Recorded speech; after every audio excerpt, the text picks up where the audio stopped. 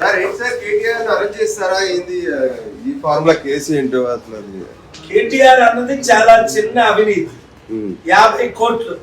Sir అంటే చిన్న case కాబట్టి ఇప్పుడు కేటీఆర్ ను పట్టించుకోరు సార్ మీరు నేను ఇన్వెస్టిగేషన్ జరుగుతుంది కేటీఆర్ ఎంత అవినీతి చేశాడు ఏ డీల్స్ లో చేశాడు అన్నది ఇంకా బయటికి రాలేదు ఆ ఇన్వెస్టిగేషన్ లో సత్యం బయటకు వచ్చిన తర్వాత ఎవరినైనా అరెస్ట్ చేయొచ్చు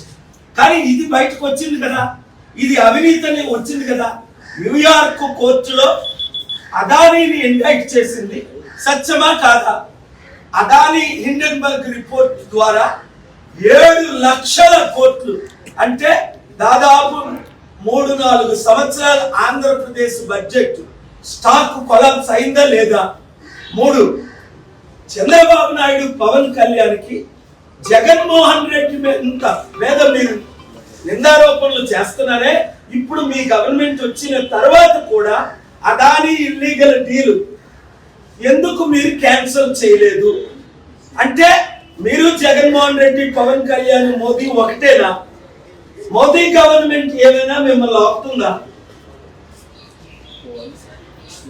నీతి నిజాయితీ ఉన్న ప్రతి media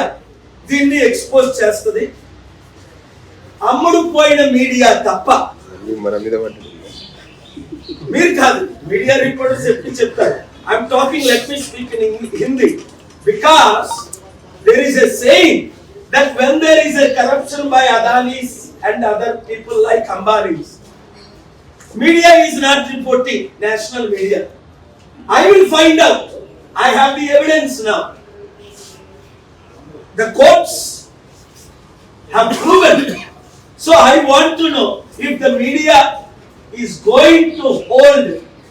this who is who accountable in protection of Andhra Pradesh, protection of India, or do you let because of one Adani or one group or one businessman India be completely ruined globally? Here is the question.